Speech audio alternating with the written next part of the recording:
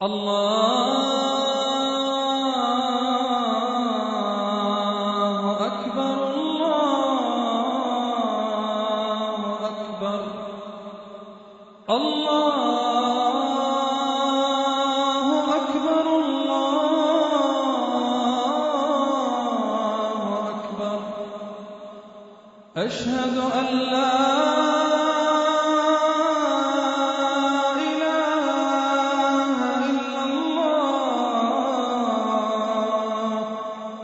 أشهد أن لا إله إلا الله والصلاة والسلام على رسول الله وعلى آله وأصحابه ومن والاه فأعوذ بالله السميع العليم من الشيطان الرجيم بسم الله الرحمن الرحيم وأنزلنا إليك الذكر لتبين ما نزل إليه وقال الله تعالى إنا نحن نزلنا الذكر وإنا له لحافظون وقال الله تعالى وما ينطق عن الهوى إن هو إلا وحي يوحى معزز علماء کرام، حاضرین مجلس اور میرے دینی اور ملی بھائیوں، فتنہ انکار حدیث۔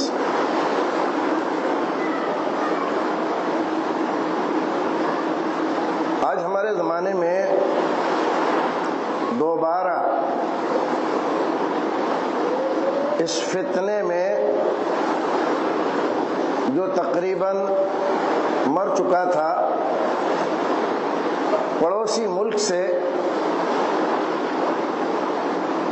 اور کچھ اور وجوہات سے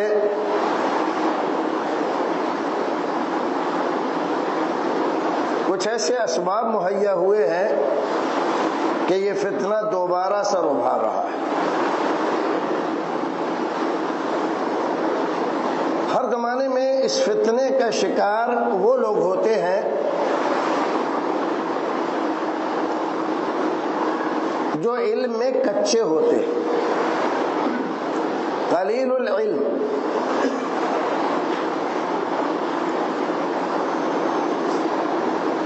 اور ہر زمانے میں یہ لوگ ایک ہی کام کرتے ہیں، شکوک و شبہات پیدا کرنا اور رسول اکرم صلی اللہ علیہ وسلم کی احادیث سے مسلمانوں کو دور کرنے کی کوشش کرتے۔ ہر زمانے میں وجوہات الگ الگ رہی، لیکن دو باتیں ایسی ہمیشہ رہی جو مشترک ہے۔ اس فتنے کے بانیوں نے ہمیشہ کتاب اللہ یعنی قرآن شریف، اس کی منمانی تشریح کرنا چاہیے۔ ان کے جو خیالات تھے، افکار تھے، نظریات تھے، جب وہ کوئی بات کہتے اور استدلال میں قرآن شریف کی آیت کریمہ پیش کرتے تو علماء کرام کھڑے ہو کر ان کی تردید کرتے کہ تم جس بات کا دعویٰ کر رہے ہو، قرآن شریف کی یہ آیت اس کی تائید نہیں کر رہی ہے۔ وجہ اس کی یہ ہے کہ اس آیت کریمہ کا معنی یہ ہے، مطلب یہ ہے، منطوق یہ ہے، مفہوم یہ ہے، شان نزول یہ ہے، اس کی تفسیر رسول اکرم کے دربار سے یہ آئی ہے، صحابہ کرام نے اس سے یہ معنی سمجھا ہے، اور تابعین اعظام اس کا یہ معنی کرتے رہے۔ تو ان بیچاروں کو لگتا کہ ہمارا تو بنا بنایا محل ہی ڈھہ گیا۔ جو عمارت بنائی تھی اور بڑے خوش ہو رہے تھے کہ ہمارے پاس قرآن شریف کی آیتیں ہیں، ہم استدلال قرآن سے کر رہے ہیں، ہم قرآن کو مانتے ہیں، بتایا گیا کہ قرآن جس پر نازل ہوا اس نے قرآن کو جیسا سمجھا تھا، اس آیت کریمہ سے کیا معنی سمجھا، کیا مفہوم اخذ کیا، صحابہ کرام نے اس کا معنی کیا سمجھا، اس کا معنی بعد والے لوگوں کو کیا بتایا، تو ان کی بات اس معنی و مفہوم سے میل نہیں کھاتی تھی۔ اس پریشانی سے بچنے کا ایک طریقہ انہوں نے اختیار کیا کہ جو چیز ہمارا بنا بنایا کھیل بگاڑ دیتی ہے کیوں نہ ہم اسی کا انکار کر دیں، نہ رہے بانس نہ بجے بانسری، سرے سے ہم حدیث ہی کو نہیں مانتے کیونکہ وہ اس لائق ہے نہیں کہ اس کو مانا جائے۔ ہم تو قرآن کو مانتے ہو، قرآن یہ کہہ رہا ہے اور اس کا مطلب یہ ہے۔ سب سے آسان راستہ ان کو اپنے باطل افکار و خیالات کے پھیلانے کا یہ نظر آیا، لہذا انہوں نے ہمیشہ ہر زمانے میں اسی کا سہارا لیا۔ تو ایک بات تو یہ تھی کہ ان کے راستے میں جو باطل افکار و نظریات انہوں نے گڑھے تھے امت مسلمہ کے برخلاف، اہل سنت کے برخلاف، صحابہ کرام کے طریقے کے برخلاف، اس کی تائید احادیث کے رہتے ہوئے نہیں ہو پا رہی تھی بلکہ تردید ہو رہی تھی، اس لیے انہوں نے حدیث کا انکار کرنا شروع کیا۔ شکوک و شبہات اس کے تعلق سے لوگوں میں پھیلائے تاکہ کم سے کم ایک ماحول بن جائے، کچھ لوگ ہماری تائید کرنے والے ہوں کہ میاں حدیث کیا پیش کر رہے ہو، حدیث کا معاملہ تو ایسا ہے، دیکھیے ایک حدیث میں ایسا ہے، ایک حدیث میں ایسا ہے، یہ حدیث یہ کہہ رہی ہے، یہ حدیث یہ کہہ رہی ہے، کیسے مانا جائے؟ شکوک و شبہات۔ دوسرا ایک طریقہ ان لوگوں کے سامنے اور رہا، ایک مسلمان اپنا عقیدہ کہاں سے اخذ کرتا ہے؟ قرآن سے سب سے پہلے، پھر احادیث رسول سے، پھر صحابہ کرام رضوان اللہ تعالی علیہم اجمعین کے اقوال، افعال اور ان کے طریقے سے صحیح عقیدہ حاصل کرنے کا یہی محفوظ راستہ ہے۔ السلام، اس کے علاوہ کوئی اور راستہ نہیں۔ اگر قرآن، سنت اور منہج صحابہ کو کوئی آدمی چھوڑ دیتا ہے اور اپنی باتیں کرتا ہے، قرآن سے یہ ثابت ہو رہا ہے، حدیث سے یہ ثابت ہو رہا ہے، اور قرآن کی آیت تو یہ کہہ رہی ہے، اور قرآن ان کی تائید کر نہیں رہا ہے، تب ان کے لیے پریشانی ہوتی ہے۔ تو اہل سنت ہمیشہ اپنا عقیدہ قرآن سے، سنت سے، منہج صحابہ سے اخذ کرتے ہیں۔ یہ لوگ باطل پرست کیا کرتے ہیں؟ پہلے عقیدہ بناتے، ایک نظریہ گڑھتے، پہلے نظریہ گڑھا، پھر اس کے بعد اب قرآن شریف کو تختہ مشق بناتے ہیں۔ کوئی آیت کریمہ ایسی مل جائے جس سے ان کے اس باطل نظریے کی تائید ہو رہی ہو، کوئی حدیث ایسی مل جائے جس سے ان کے باطل نظریے کی تائید ہو رہی ہو، صحابہ کرام کے اقوال میں کچھ ایسا مل جائے جس سے ان کی تائید ہو رہی ہو،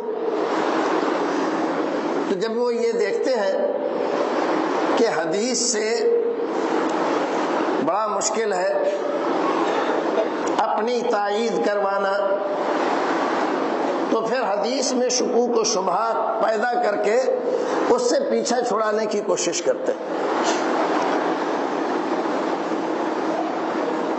یہ دو باتیں اگر آپ کی سمجھ میں آئیں تو آج کا جو فتنہ ہے انکار حدیث کا، وہ بھی آپ اچھی طرح سمجھ سکتے ہیں اگر آپ نے کچھ لٹریچر منکرین حدیث کا پڑھا ہے تو آپ اس کو اچھی طرح سے جانیں گے۔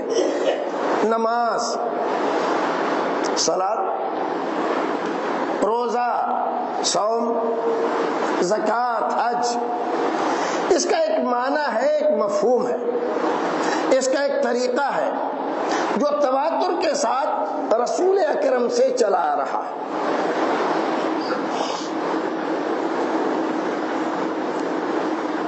یہ کسی نے قرآن سے اخذ کر کے نہیں نکالا ہے۔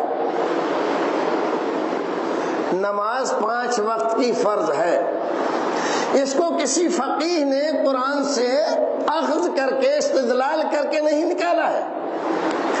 رسول اکرم کے زمانے میں آپ نے خود اپنے عمل سے 5 وقت کی نماز جماعت سے پڑھی اور اسی طریقوں کو صحابہ کرام نے لیا، اور وہی طریقہ تابعین، تبع تابعین، امامان دین، محدثین، فقہاء، علماء نے اخذ کیا، اور وہی طریقہ ہم تک آ رہا ہے۔ اس میں شک و شبہ کی کوئی گنجائش نہیں ہے، کیونکہ یہ 1-2 آدمی کا معاملہ نہیں ہے۔ کروڑوں کی تعداد میں جو امت ہے، یہ سب اس طریقے کو لے کر آ رہی ہے اور ہم تک پہنچ رہا ہے۔ کروڑوں علماء کرام کی خدمات اس کے اندر لگی ہوئی ہے۔ ایک طریقہ تو یہ ہے، اب ان لوگوں کو پریشانی ہوئی، کیونکہ جو طریقہ چلا رہا ہے نماز کا، یہ طریقہ قرآن میں کہتے ہیں، قرآن شریف تو یہ کہہ رہا ہے تبیانا لکل شیء، قرآن میں ہر چیز کا بیان موجود ہے۔ اچھا جی، بیان موجود ہے تو قرآن کہتا اقیموا الصلاۃ وآتوا الزکاۃ، نماز قائم کرو اور زکوٰۃ دو، تو ذرا سا نماز کا طریقہ بتا دیجئے قرآن سے کہاں ہے؟ قرآن میں ذکر ہے قیام کا، وقوموا للہ قانتین، بہت اچھا ہے، وہ قیام ثابت ہو گیا۔ قرآن میں ذکر ہے رکوع کا، وارکعوا مع الراکعین، بہت اچھی بات ہے، یہ بھی ثابت ہوگا۔ سجدے کا بھی ذکر ہے، غرض یہ کہ اس طرح سے الگ الگ چیزیں یہ ذکر ہے ان کا۔ لیکن سوال یہ ہے کہ قیام پہلے کیا جائے گا یا رکوع؟ رکوع پہلے کیا جائے گا یا سجدہ؟ ترتیب ایسے رہے گی قیام، رکوع اور سجدہ، یا سجدہ رکوع اور قیام، یا رکوع سب سے بعد میں کیا جائے گا؟ یہ ترتیب کہاں سے ملے گی؟ کہاں ہے یہ قرآن شریف میں؟ ہے کہیں؟ ہمارے بہت سارے بھائی ہیں، حدیثوں میں بڑا اختلاف، حدیثوں میں بڑا اختلاف ہے۔ بھئی کس کی مانے؟ ایک ایسا کہہ رہا ہے، ایک ویسا کہہ رہا ہے، ایک حدیث میں ایسا ہے، ایک حدیث میں ویسا ہے۔ حالانکہ محدثین کرام نے اس بات کا دعویٰ کیا، ہماری جماعت کے ایک بہت بڑے عالم تھے، اور یہ فیت والا کمپاؤنڈ، یہاں پر وہ اپنی زندگی میں اکثر آیا کرتے تھے۔ نام تھا ان کا ابو عبد الکبیر عبد الجلیل السامرودی، جو حضرت مولانا عبد الجلیل سامرودی کے نام سے مشہور تھے۔ انہوں نے اخبار میں کئی بار یہ اعلان شائع کرایا، 2 صحیح حدیثیں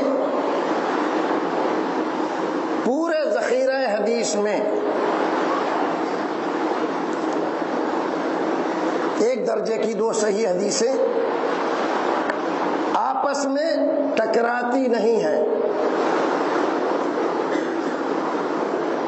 اور اگر کسی آدمی کے پاس ایسی 2 حدیثیں موجود ہوں تو ہمیں بتائے،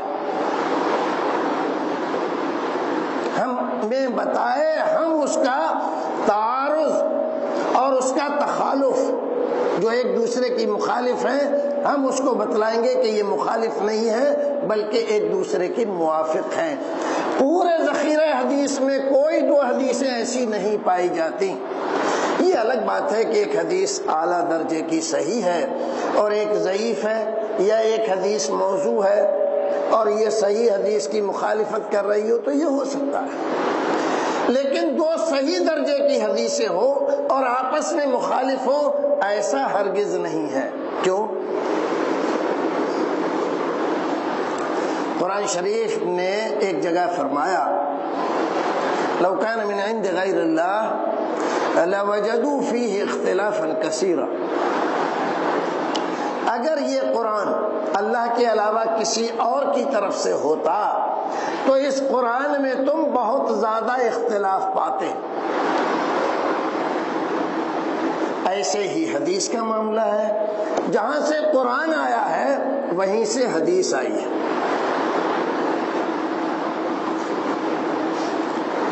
قرآن تفسیر ہے حدیث کی، جیسے قرآن میں اختلاف نہیں ہے ایسی حدیث میں بھی اختلاف نہیں ہے، اور جو اختلاف نظر آ رہا ہے کسی کو وہ اس کی قلت علم کی وجہ سے نظر آ رہا ہے۔ علم پکا اور پختہ نہیں ہے اس کا، وہ آدمی جاہل ہے، قلیل المعلومات ہے، اس وجہ سے وہ تمیز نہیں کر پا رہا ہے کہ کون سی حدیث صحیح ہے اور کون سی حدیث ضعیف ہے، کون سی منکر ہے، کون سی معضل ہے، کون سی مقطوع ہے، کون سی مرسل ہے اور کون سی موقوف ہے۔ اس لیے وہ تو بس یہ دیکھ رہا ہے کہ یہ حدیث ہے اور یہ بھی حدیث ہے، لیکن یہ حدیث کس درجے کی ہے اور یہ حدیث کس درجے کی ہے یہ جانتا نہیں، اس لیے اس کو ایسا لگ رہا ہے۔ وما ينطق عن الهوى، اللہ رب العزت نے اپنے نبی کے بارے میں فرمایا کہ ہمارا نبی اپنے من سے کچھ نہیں کہتا، ان ہوا الا وحی یوحی، جو کہتا ہے یہ اللہ رب العزت کی طرف سے وحی کی ہوئی چیز ہوتی ہے۔ جیسے قرآن وحی کی شکل میں آیا ہے، ایسے ہی وحی کی ایک شکل یہ بھی ہے۔ وحی کی بہت سی شکلیں ہیں اور بعض علماء کرام نے مشہور وحی کی اقسام 6 لکھی ہے۔ بہرحال ہم اس میں نہیں جاتے، تو وحی کی بہت سی قسمیں ہیں۔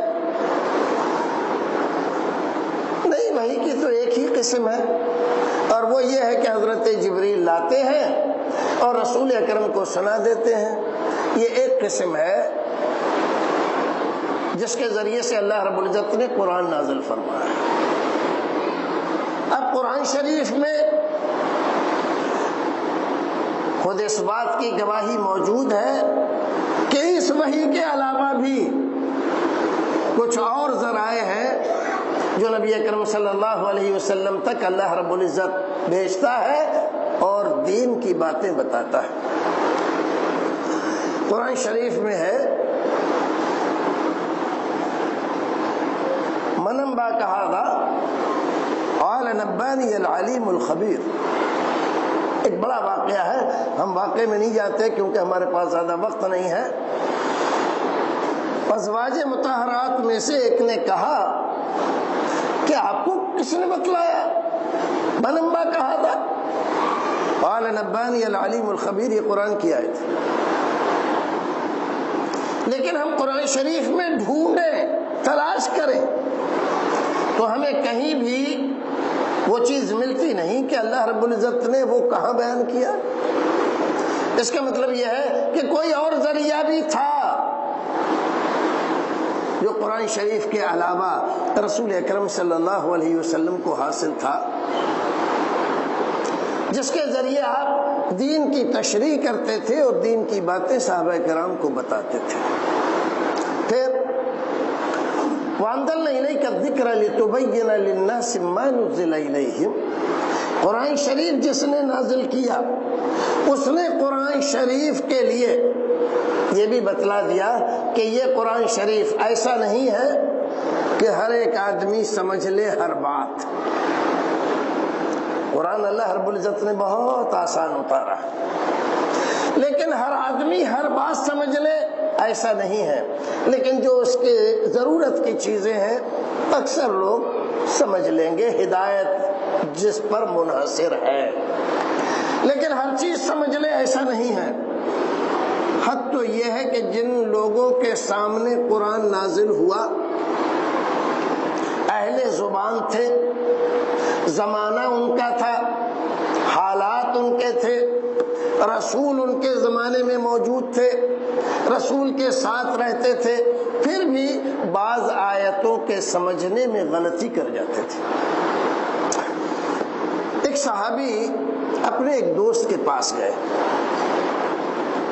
رات گزاری تو انہوں نے جب تکیہ سیدھا کرنے کے لیے اٹھایا تو دیکھا اس کے نیچے دو دھاگے رکھے ہوئے، ایک کالا اور ایک سفید۔ پوچھا بھائی یہ کیا ہے؟ کہا کہ یہ وہی ہے۔ کہا کیا؟ کہ وہ جو قرآن شریف میں ہے۔ کہ کیا ہے قرآن شریف میں؟ کیا قرآن شریف میں ہے نا حتی یتبین لکم الخیط الابیض من الخیط الاسود من الفجر۔ تو ان کو ہنسی آ گئی، انہوں نے کہا واہ تمہارا تکیہ نہ ہوا، کوئی غضب ہو گیا؟ خیط ابیض اور خیط اسود تمہارے تکیے کے نیچے آ جاتے ہیں؟ تو ان کو بڑا تعجب ہوا، کہا کہ لیجئے تو ہنس رہے، کہا اس میں ہنسنے کی کیا بات ہے؟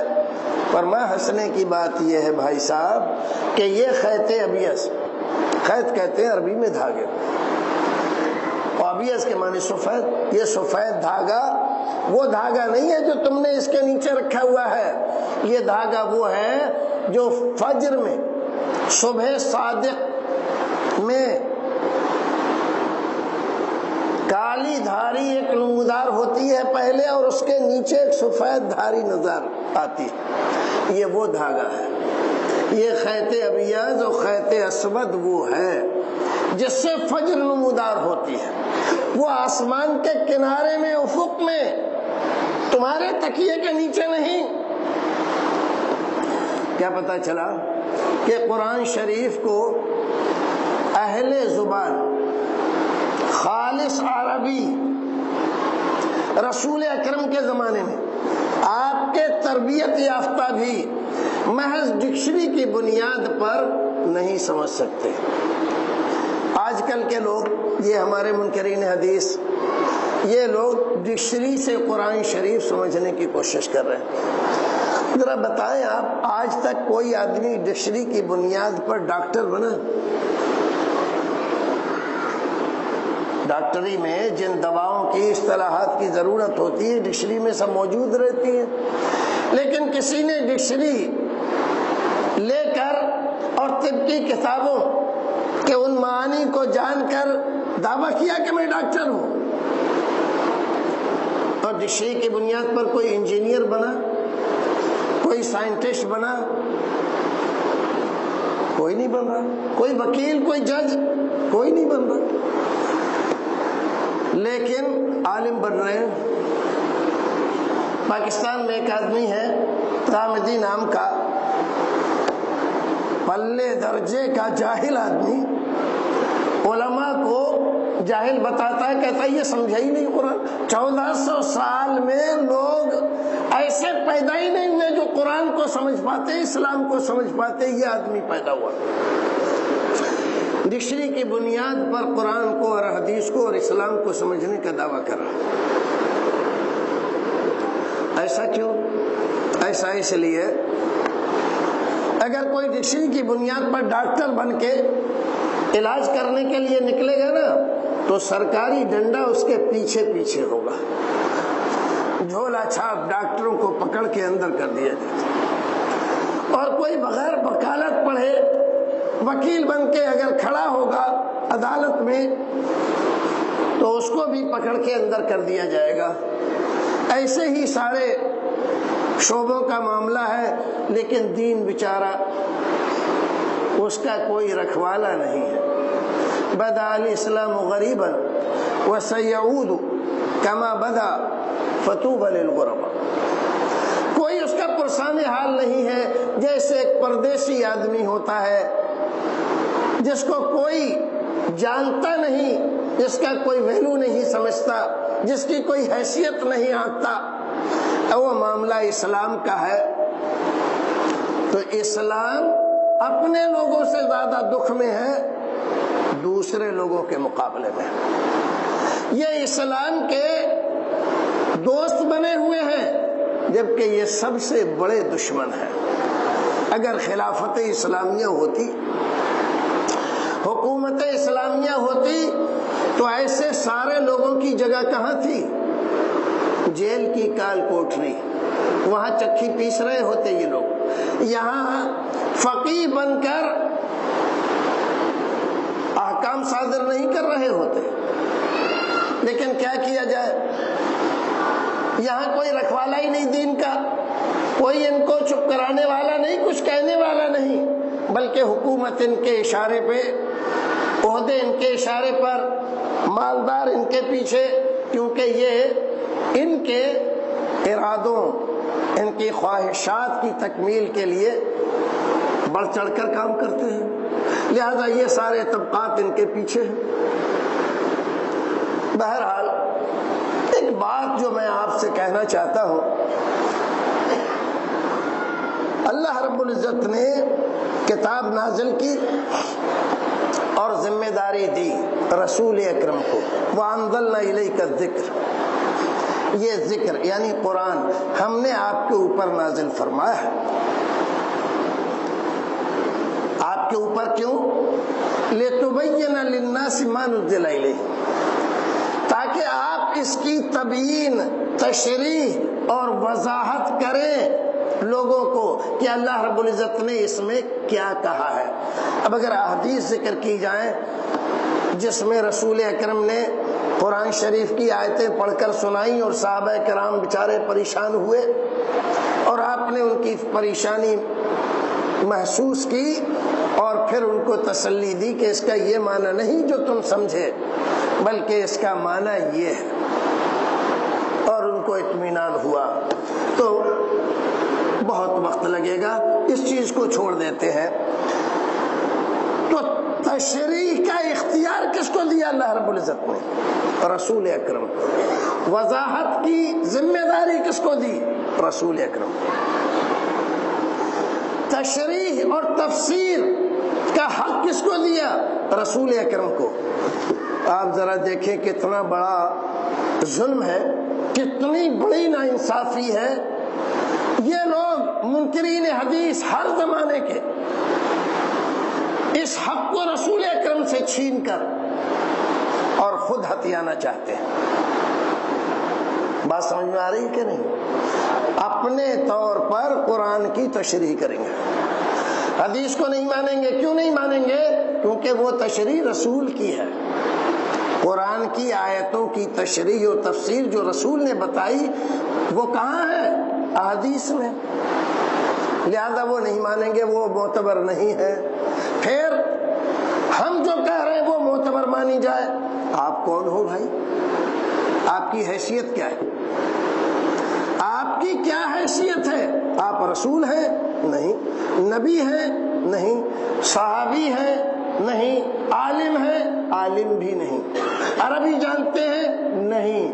قرآن کے ترجمے سے اس کے معنی و مطلب کو سمجھنے کی کوشش کرتے ہیں ترجموں کی مدد سے. یہ ترجمے کیے کس نے ہیں؟ انہی مولویوں نے جن کو صبح سے شام تک ملا ملا کہہ کر ان کی زبانیں خشک ہو جاتی. پھر ان ڈکشنریوں کی بنیاد پر جو یہودیوں نے لکھی، جو عیسائیوں نے لکھی، ان ڈکشنریوں کی بنیاد پر قرآن شریف کو سمجھ رہے، اس کا اعتبار کیا جائے. اور جو رسول نے فرمایا نہیں، وہ قابل اعتبار نہیں ہے. اس سے بڑا ظلم کوئی اور ہو سکتا ہے؟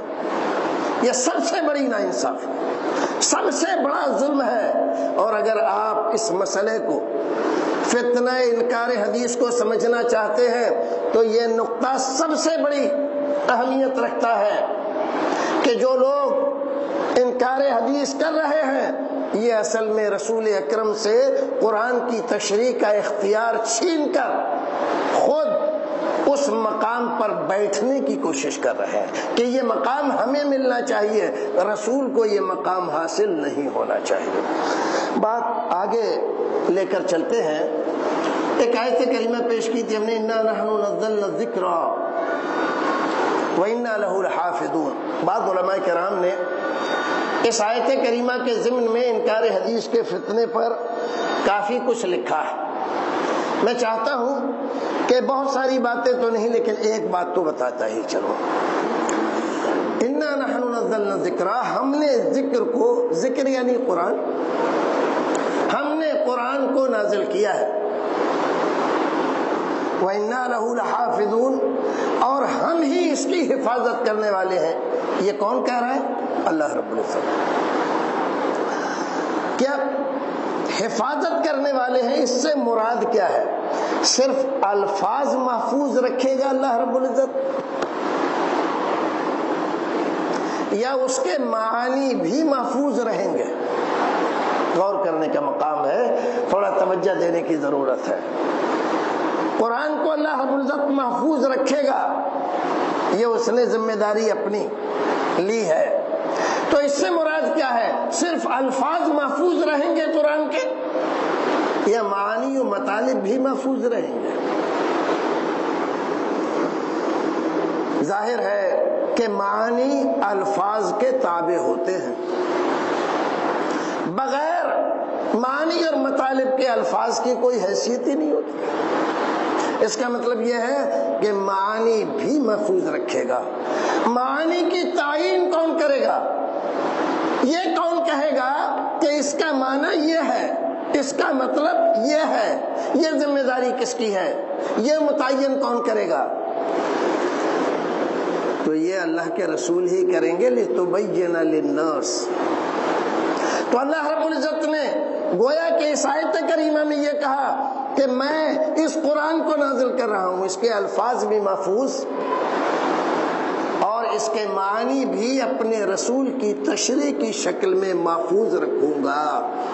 اسی لیے جس طرح سے قرآن شریف کو محفوظ رکھنے کی کوششیں رسول اکرم کے زمانے سے کی گئیں, افراد پیدا ہوئے, اپنی زندگیاں جنہوں نے لگا دی قرآن کے حفاظت میں, ایسے ہی رسول اکرم کے فرامین, آپ کی احادیث کی حفاظت میں لوگوں نے اپنی زندگیاں لگا دی, وقت کر دی زندگیاں. بے شمار لوگوں نے کاروبار نہیں کیے, شادیاں نہیں کی, رسول اکرم کی احادیث کی حفاظت کے لیے گلی گلی, کوچے کوچے, شہر شہر, نگر نگر پھرتے رہے اور ساری زندگی وقف کر دی حفاظت حدیث میں. تو اس آیت کریمہ میں گویا کہ قرآن اور حدیث دونوں کی حفاظت کا وعدہ اللہ رب العزت نے کیا اور اس کے لیے ویسے افراد تیار کیے. اب محدثین کرام کی خدمات یہ ایک الگ موضوع ہے, اس کے لیے اور وسیع وقت چاہیے اور محفلیں بھی چاہیے. ہم یہاں پر اس کو تھوڑا سا روکتے ہیں کیونکہ تشریح میں اور زیادہ آگے چلے جائیں گے. ہم آپ کو ایک تھوڑا سا سرسری ایک جائزہ اس بات کا دکھانا چاہتے ہیں کہ یہ فتنہ پیدا کہاں سے ہوا ہے, اٹھا کہاں سے, آیا کہاں سے. ہمارے زمانے میں جو فتنہ ہے, یہ فتنہ کیا اچانک ہمارے زمانے میں پیدا ہوا ہے؟ تو بات ایسی نہیں ہے. یہ فتنہ رسول اکرم صلی اللہ علیہ وسلم کہ دنیا سے رحلت کر جانے کے بعد ہی شروع ہو گیا تھا. فتوحات ہو رہی تھی تو عراق میں, شام میں, مصر میں جو قومیں تھیں, بہت عظیم قومیں تھیں. یہ لوگ بھی بڑا, ان کا اپنا کلچر تھا, اپنی زبان تھی, اپنا ادب تھا, اپنا دین تھا, اپنا دھرم تھا. لیکن اسلام کی فتوحات نے اچانک ان تمام کو زیر و زبر کر دیا.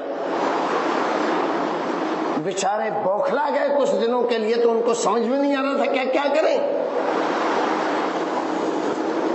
اور رسول اکرم صلی اللہ علیہ وسلم کے ہوتے ہوئے ان کی عقلیں کام کرنے سے معذور تھی. آپ کے بعد دو بڑے فتنے پیدا ہوئے.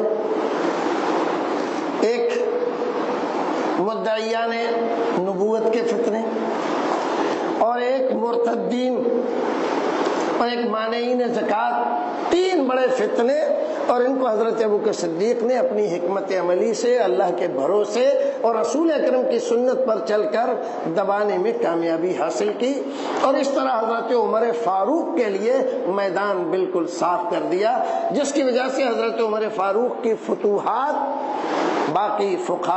باقی خلفاء کے مقابلے میں بہت عظیم رہی۔ یہاں پر لوگوں کو تھوڑا موقع ملا سنبھلنے کا، ملک فتح ہو گیا، سارا دین دھرم سب درہم برہم ہو گیا، حکومتیں جاتی رہیں، جو عیش و آرام تھے وہ سب چلے گئے۔ ایسے میں کیا کریں؟ اسلام کا مقابلہ ہم میدان جنگ میں نہیں کر سکتے، اسلام کا مقابلہ ہم افکار و نظریات سے، کہ ہم اپنے دین کو اسلام کے مقابلے میں لا کر رکھیں، توحید کے مقابلے میں کسی بھی طرح کی پرستی، چاہے وہ شخصیت پرستی ہو، چاہے اولیاء پرستی ہو، چاہے بت پرستی ہو، چاہے آتش پرستی ہو، کوئی پرستی ٹکی نہیں۔ یہ توحید کا پاور تھا، توحید کے مقابلے میں کوئی نہیں رکا۔ کیا کریں؟ انہوں نے خفیہ زیر زمین تحریکیں چلائیں۔ ان تحریکوں میں ایک تحریک صحابہ کرام کے درمیان اختلاف پیدا کرنے کی، اہل بیت کی محبت کا جھنڈا کھڑا کر کے، اور اہل بیت اور غیر اہل بیت میں تفریق کر کے لوگوں کو لڑانے کا ایک راستہ نکالا۔ دوسرا، بنو امیہ اور بنو ہاشم کو مقابل لا کر ان کی دشمنیاں، پرانی جاہلی باتوں کو لا کر بیدار کیا۔ ایک طبقہ مسلمان ہونے کا بظاہر اس نے ناٹک کیا، بڑے بڑے چغے سلوائے، لمبی لمبی تسبیحیں لیں، ٹوپیاں بھی لمبی لمبی، اور بنے پہنچے ہوئے، اور مسلمانوں میں فتنے پھیلانے کے لیے انہوں نے نئے نئے فارمولے ایجاد کیے۔ ان میں ایک فارمولہ انکار حدیث کا تھا، اور وہ اسی لیے تھا کہ حدیث ہی ان کا راستہ روک رہی تھی، اور کوئی نہیں روک رہا تھا۔ جب وہ کوئی بات پیش کرتے تو کوئی محدث، کوئی صحابی، کوئی تابعی رسول اکرم کی کوئی حدیث پیش کر دیتا کہ تم ایسا کہہ رہے ہو، اللہ کے رسول نے تو ایسا فرمایا، وہیں پر وہ فیل ہو جاتے ہیں۔ بہرحال یہ تاریخ تو بہت لمبی ہے، اس کو یہیں چھوڑ دیتے ہیں۔ سب سے پہلا گروہ مسلمانوں میں جس نے انکار حدیث کی بنیاد رکھی وہ شیعوں کا گروہ، شیعان علی کے نام سے مشہور ہوئے۔ انہوں نے تمام ان احادیث کا انکار کیا جو اہل بیت کے علاوہ دیگر صحابہ کرام سے احادیث مروی تھی۔ یہ قابل اعتبار نہیں ہے، کیوں؟ اس لیے کہ وہ صحابہ کرام کو مسلمان ہی نہیں مانتے تھے۔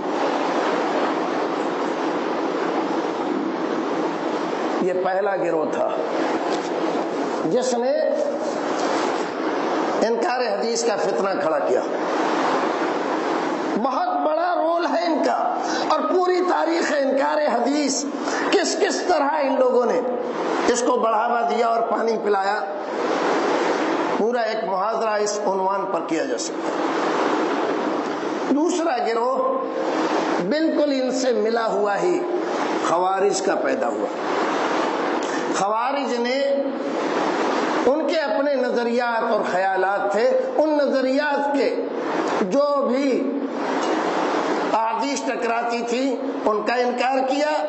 صحابہ کرام میں جن جن لوگوں پر کفر کے فتوے لگائے انہوں نے، حضرت عثمان غنی، علی مرتضی، حضرت معاویہ، حضرت مغیرہ بن شعبہ، یہ بڑے بڑے صحابہ کرام، ان تمام کی احادیث کا انکار کر دیا. یہ لوگ مسلمان ہی نہیں ہیں، ان کی احادیث قابل اعتبار نہیں. ان الحکم الا للہ، حکم صرف اللہ کا، حکومت صرف اللہ کی، کسی اور کی بات نہیں چلے گی. بات تو بڑی اچھی تھی. حضرت علی رضی اللہ تعالیٰ عنہ نے فرمایا کلمۃ حق ارید بہ الباطل. بات بظاہر سننے میں بڑی اچھی لگتی ہے، لیکن ان کا ارادہ نیک نہیں، باطل ہے. مقصد ان کا باطل ہے. تو یہ دو گروہ ابتدائی اسلام میں انکار حدیث کے لیے کھڑے ہوئے. ان کے راستے میں سب سے بڑا روڑا حدیث تھی. جن لوگوں کو یہ کافر کہتے تھے ان کے فضائل میں احادیث موجود تھی. صحابہ کرام ان کے فضائل بیان کرتے تھے، رسول اکرم نے یہ فرمایا فلاں کے لیے، یہ فرمایا فلاں کے لیے. اب کیا کیا جائے؟ تیسرا گروہ، پھر شاید وقت زیادہ ہو رہا ہے آج، تیسرا گروہ معتزلہ کا پیدا ہوا جب فلسفہ یونانی عربی میں منتقل ہوا. فلسفہ یونانی منتقل ہوا عربی میں، تو یہاں خیالات غیر اسلامی مسلمانوں میں پھیلنے لگے. تو ایک تعقل پسند فرقہ پیدا ہوا، ہر بات کو عقل کی کسوٹی پر پرکھتا ہے. نہیں یہ کیسے مان لیں، یہ تو عقل میں آتی نہیں بات، یہ کیسے ہو سکتا ہے، یہ کیسے ہو سکتا ہے، یہ تو عقل کے خلاف ہے. تو جو چیز عقل کے خلاف ہے لہذا وہ نہیں مانی جائے گی. ہمارے اس ہندوستان میں بھی ایک بہت بڑے اسکالر، ان کے نام پر ہزاروں لاکھوں لوگ اس ہندوستان میں بھی جمع ہیں، جمع ہوئے. اب ان کی ایک بہت مشہور کتاب ہے قرآن کی تفسیر میں، اس میں جگہ جگہ لکھتے ہیں حدیث تو بالکل صحیح ہے، بخاری کی ہے، راویوں میں بھی کوئی کلام نہیں ہے، راوی سب ثقہ ہے، حدیث بخاری کی ہے اور بظاہر کوئی اس میں کمی نہیں ہے، لیکن عقل میں نہیں آتی ہے لہذا نہیں مانی جائے گی. یہ کن لوگوں کا؟ بہت بڑے اسکالر، اسلامی حکومت قائم کرنے کے دعوے دار، سبحان اللہ. اور حدیث کے ساتھ یہ معاملہ، یہ سب اسی تعقل پسندی کا نتیجہ ہے. جو بات ہماری عقل میں نہیں آئی ہے ہم نہیں مانیں گے اس کو. بات چلی آگے اور فرقے پیدا ہوئے، جہمیہ، کرامیہ، اشاعرہ، ماتریدیہ اور بہت سارے. ان تمام کے اندر ایک بات مشترک تھی کہ یہ کسی نہ کسی حد تک انکار حدیث کرتے تھے، نہیں تو تعویل حدیث کرتے تھے. یعنی حدیث کا جو معنی ظاہر ہے اس سے ہٹا کر اس کا نیا معنی کر دیا، یعنی اس سے مراد یہ ہے، اس کا مطلب یہ ہے، اس کا مفہوم یہ ہے. یہ بھی انکار حدیث کی ایک شکل ہے. چلیے بات اور سمیٹ دیتے. ہمارے ہندوستان میں سب سے پہلے جس آدمی کی طرف انکار حدیث کی بات منسوب کی گئی، ہمارے سر سید احمد خان. بیچارے بڑے مخلص تھے مسلمانوں کے لیے، چاہتے تھے مسلم قوم کو اٹھانا، اپنی قوم کا بڑا درد تھا، ساری چیزیں تھیں، لیکن جو حملے ہو رہے تھے عیسائیوں کی طرف سے، غیر مسلموں کی طرف سے اسلام پر، ان کے جواب دینے کی بھی کوشش کی انہوں نے، لیکن جب جواب نہیں دے پائے تو جس بات کا جواب نہیں بن پڑا تو اس کا انکار کر دیا. ہم اس حدیث کو نہیں مانتے. معجزات کا سرے سے انکار کر دیا، کرامات کا سرے سے انکار کر دیا، باقی حدیث کو مانا. انہی کے ساتھ ایک صاحب اور تھے جن کا نام چراغ علی تھا، اور ان لوگوں نے خوب مضامین لکھے، کتابیں لکھی، اور ان تمام احادیث کا انکار جو ان کی عقل میں نہ آئے اور جو ان کے فرسودہ مذہب نیچریت اس کے مطابق نہ ہو. اس کے بعد عبداللہ چکڑالوی یہ پہلا آدمی ہندوستان میں جس نے باقاعدہ طریقے سے انکار حدیث کو سند جواز نہیں دی بلکہ لیڈر بن کے سامنے کھڑا ہوا۔ اس کے بعد اسلم جے راجپوری، احمد الدین امرتسری، غلام احمد پرویز، محب الحق عظیم آبادی، تمنا امادی، قمر الدین قمر، نیاز فتح پوری، سید مقبول احمد، علامہ مشرقی، حشمت علی لاہوری، مستری محمد رمضان گجرانوالا، محبوب شاہ گجرانوالا، خدا بخش سید عمر شاہ گجراتی، رفیع الدین ملتانی، غلام برق جیلانی اور عبد الصمد بدایونی۔ یہ بڑے بڑے نام ہیں منکرین حدیث کے جنہوں نے ہندوستان میں انکار حدیث کو بڑھاوا دیا۔ اب ان کے سلسلے میں باقی معلومات کے لیے شاید وقت نہیں ہے، میں ایک دو چیزیں آپ حضرات کو ان کے اعتراض اور ان کی حقیقت کیا ہے۔ سب سے زیادہ اعتراض جس پر کیا گیا وہ شخصیت ہے حضرت ابو ہریرہ رضی اللہ تعالیٰ عنہ۔ کیوں؟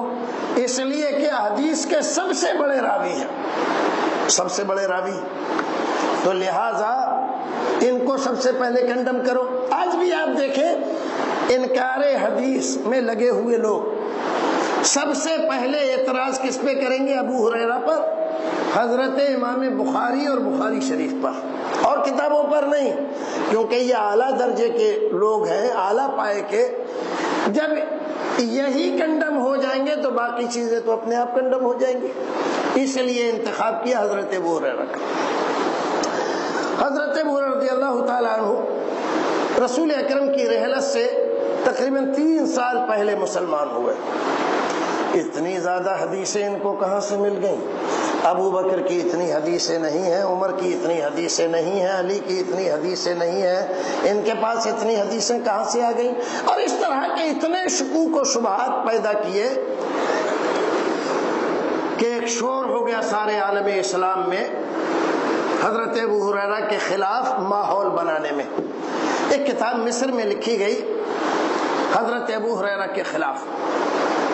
ابو ریہ نام کا ایک آدمی، علماء اسلام نے اس کی تردید میں ظلمات ابو ریہ ایک کتاب بڑی نفیس لکھی۔ عبد الرحمن یحییٰ معلمی رحمۃ اللہ علیہ نے بہت اچھی کتاب اس فتنے کے تعلق سے جو مصر میں پنپ رہا تھا لکھی اور اس کو روکنا چاہا۔ ہمارے استاد حضرت مولانا ضیاء الرحمن اعظمی حفظہ اللہ مدینہ یونیورسٹی کے شعبہ حدیث کے کلیت الحدیث کے ڈین رہے، جو آج بھی الحمدللہ بہت حدیث کا کام کیا، انہوں نے ایک کتاب لکھی ابو ہریرہ فی ضوء مرویاتہ، بڑی عجیب کتاب، یعنی الگ انداز کا نرالا کام انہوں نے پیش کیا۔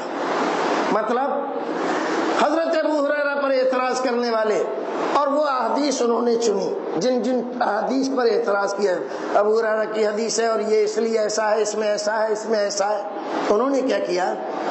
حضرت ابو ہریرہ کی یہ حدیث ہے، اس کی تائید میں حضرت عبداللہ ابن عمر، عبداللہ ابن مسعود، حضرت عائشہ، حضرت عمر فاروق، حضرت ابوبکر صدیق اور فلاں فلاں صحابہ کرام کی احادیث یہ ہے۔ ہر ابو ہریرہ کی حدیث کے مقابلے میں دیگر صحابہ کرام کی حدیثیں جمع کر کے انہوں نے یہ ثابت کیا کہ جو ڈھنڈورا پیٹا جا رہا ہے یہ مسلمانوں کی لا علمی کا فائدہ اٹھا کر انکار حدیث کے چور دروازے کھولے جا رہے ہیں۔ بہت عظیم کتاب۔ بہرحال رسول اکرم صلی اللہ علیہ وسلم ایک حدیث مثال کے طور پر ایک حدیث پیش، مسلم شریف کی حدیث ہے، حضرت ابو ہریرہ بیان کرتے ہیں کہ ایک بار اللہ کے رسول ہمارے درمیان بیٹھے ہوئے تھے، اچانک آپ اٹھے اور اٹھ کے چلے گئے، ہم لوگ سمجھے کہ شاید کسی ضرورت سے گئے ہیں، لیکن تھوڑی دیر ہوئی، جب دیر ہوئی تو ہم لوگوں کو تشویش ہوئی کہاں گئے ہوں گے آپ، زمانہ بڑا مخدوش تھا، ڈر لگا رہتا تھا منافقین کی طرف سے بھی اور یہود کی طرف سے بھی، کہیں ایسا نہ ہو اکیلا آپ کو پا کر کوئی آدمی آپ کے ساتھ گستاخی کر دے۔ تو صحابہ کرام سب گھبرا گئے، نکلے سب ڈھونڈنے کے لیے۔ میں ڈھونڈتا ڈھونڈتا مدینے کے ایک باغ میں، باغ کے چاروں طرف گھوما، کہیں راستہ نہیں مل رہا تھا، تو ایک نالی تھی پانی نکلنے کی، اس میں بلی کی طرح سمٹ کے میں اندر گیا، اور جب اس میں جا کر میں نے دیکھا تو اللہ کے رسول اس باغ کے کنویں پر پیر لٹکائے ہوئے کنویں میں اس کی من پر بیٹھے ہوئے ہیں۔ مجھے دیکھ کے بڑی خوشی ہوئی، پھر میں نے جا کر کہا اللہ کے رسول آپ ہمارے درمیان تھے، اچانک چلے آئے، سارے صحابہ کرام بہت پریشان ہیں اور آپ کو لے کر سب تشویش میں مبتلا ہیں، آپ اچانک کیسے چلے آئے؟ آپ نے فرمایا ابو ہریرہ جاؤ سب لوگوں کو بشارت دو، جو آدمی لا الہ الا اللہ کہے وہ جنت میں جائے گا۔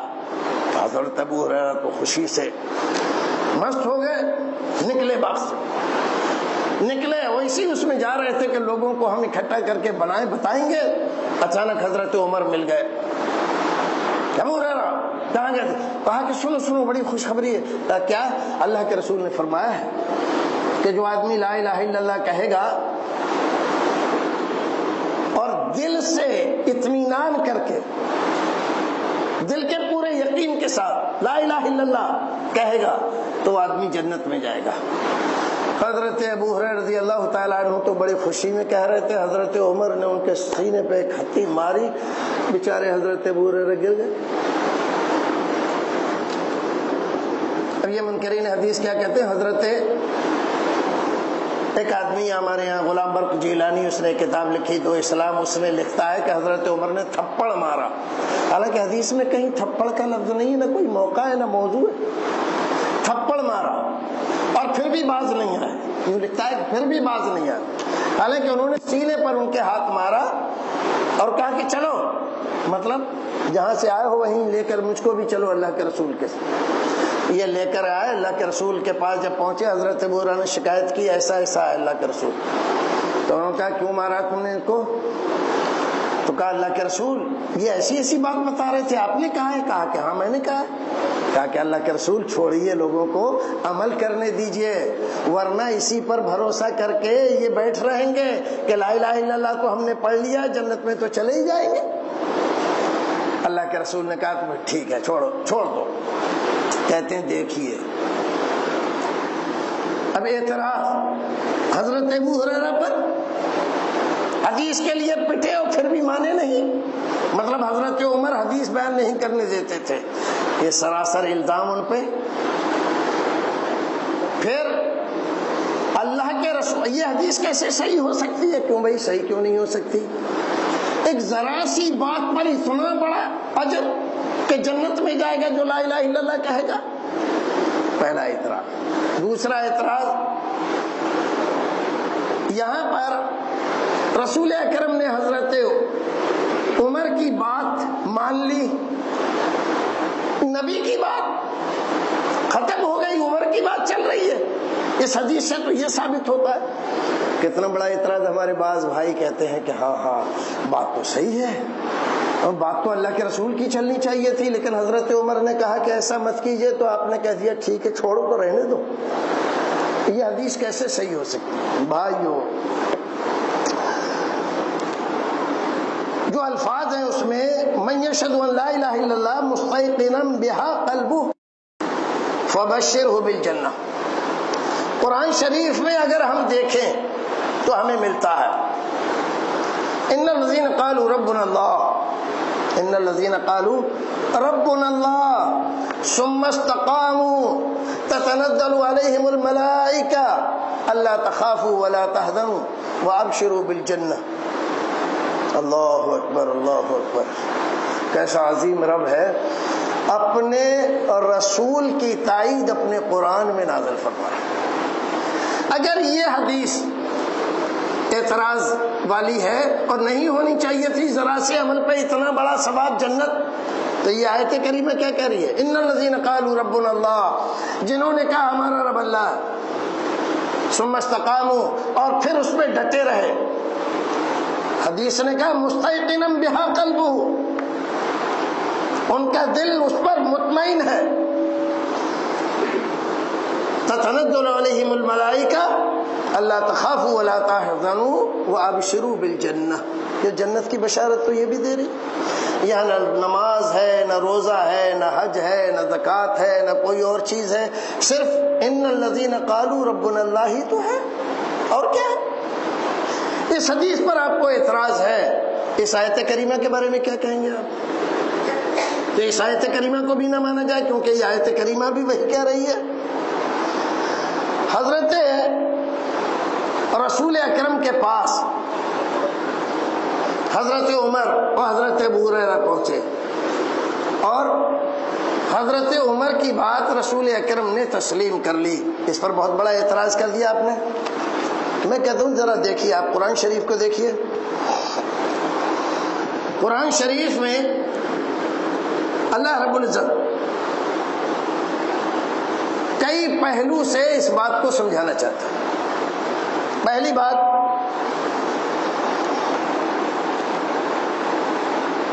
یہ بات بتلائی کہ اگر کوئی بات مشورے اور مصلحت کے اعتبار سے اس لائق ہے کہ اس کو نظر انداز کر دیا جائے تو نظر انداز کیا جا سکتا ہے.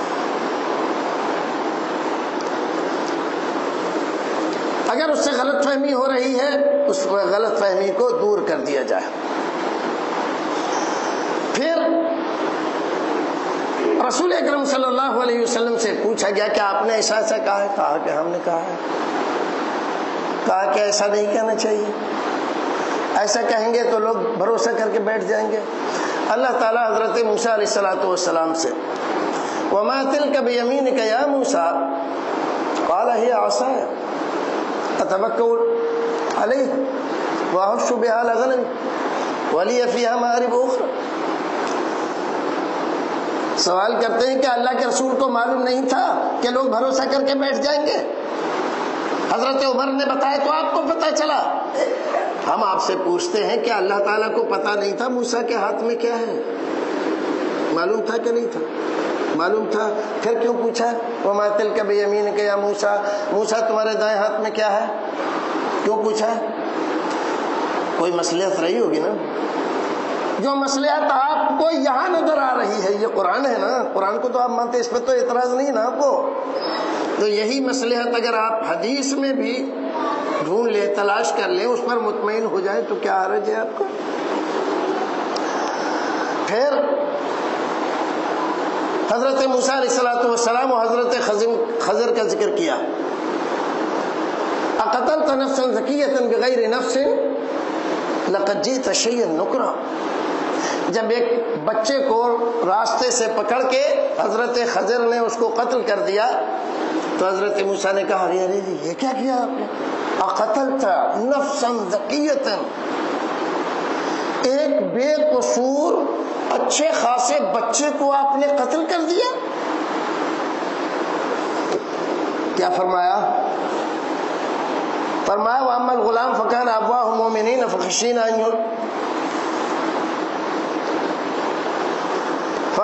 أَن يُرْهِقُهُمَا طُغْيَانًا وَكُفْرًا. فرمایا دیکھو بات ایسی ہے، بچے کو اس لیے قتل کیا گیا کہ ان کے والدین مومن ہیں. اگر یہ بچہ زندہ رہتا تو ان والدین کے لیے مصیبت کا سبب بنتا. سوال یہ پیدا ہوتا ہے ابھی تو اس بچے نے کوئی گناہ کیا ہی نہیں تھا.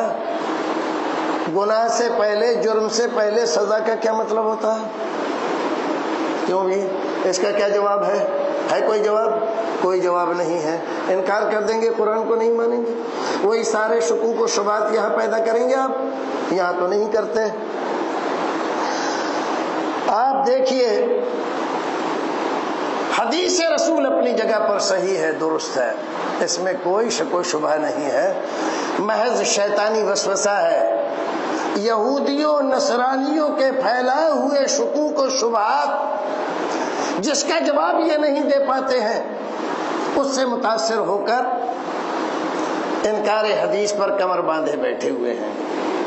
حالانکہ ایک مومن کے لیے، ایک مسلمان کے لیے تو اتنا کافی تھا، کہتا آمنا بہ کل من عند ربنا. یہ قرآن کی آیت بھی ہمارے دل کو لگتی ہے، ہمارے دل کو بھاتی ہے، اس پر بھی ہم ایمان لاتے ہیں. اور وہ بھی ہمارے رب کی طرف سے آئی ہوئی چیز ہے جو ہمارے رسول نے بیان کی ہے، اس پر بھی ہم ایمان لاتے ہیں۔ یہی بھلائی کا طریقہ تھا۔ بھائیو وقت پورا ہو گیا، باتیں تو بہت ساری تھیں اور اس میں کئی گوشے ایسے تھے کہ جن کو بہت وضاحت سے بیان کرنا چاہیے تھا۔ انشاءاللہ یار زندہ صحبت باقی، پھر اللہ رب العزت نے توفیق دی ہمیں اور آپ کو بیٹھنے کی، تو احادیث رسول کے تعلق سے منکرین حدیث کے شبہات کی وضاحت بھی کی جائے گی، تردید بھی کی جائے گی اور ان کی حماقتوں کا تذکرہ بھی کیا جائے گا۔ وآخر دعوانا ان الحمد للہ رب العالمین۔